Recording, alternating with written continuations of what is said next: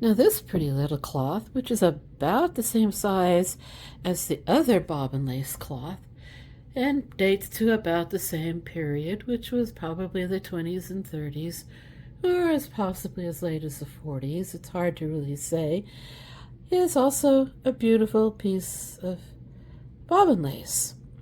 The thread that's used in it is pretty coarse, so I would say this was probably more like Depression era thread or war period thread, because it is not nearly as fine as the threads that were used prior to World War I.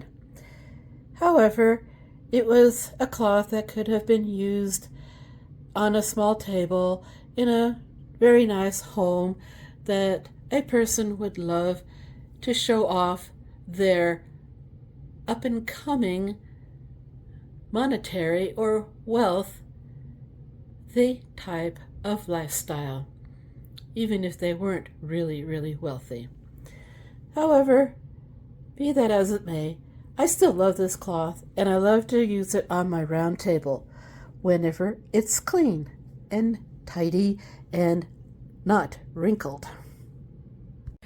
Like the last round tablecloth that I showed you, which was knit, this one is bobbin lace and it's approximately the same size. After having soaked it for a week, I have noticed that there's a couple of places where I have not been able to get the stains out. This may be a process where I will have to wash it a couple more times over the next few weeks to see if I can't get those stains out, because you can see here where there's a stain that has not come out. This is where soaking it in peroxide may help.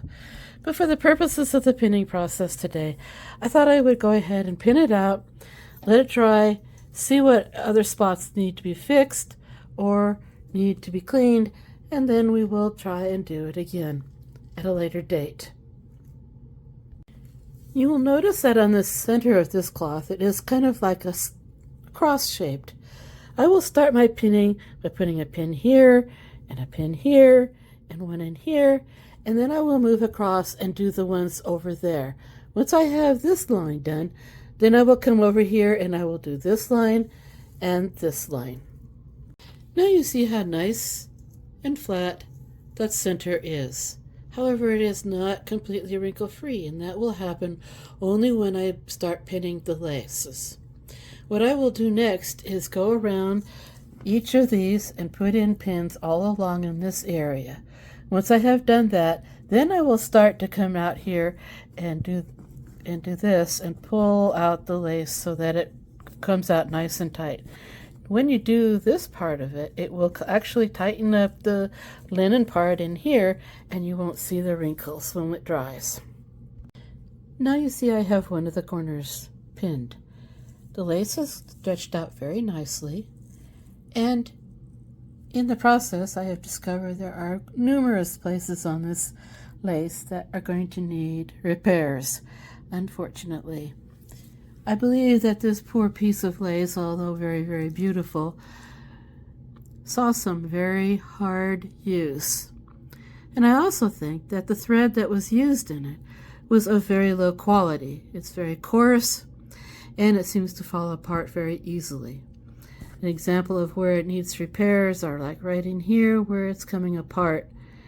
And I will eventually have to take a needle and thread into there, and I think once it's blocked, that will be the first thing I do, is to fix those before I wash it again. Because otherwise what might happen is it may continue to come apart, and that would not be good. This is what happens when I step away for a little while. My helper has to help and be in the picture. Oh, hi folks! Guess what? I'm sitting on Mom's lace. Isn't that exciting? I bet she won't notice. Yeah, she notices. I better get off.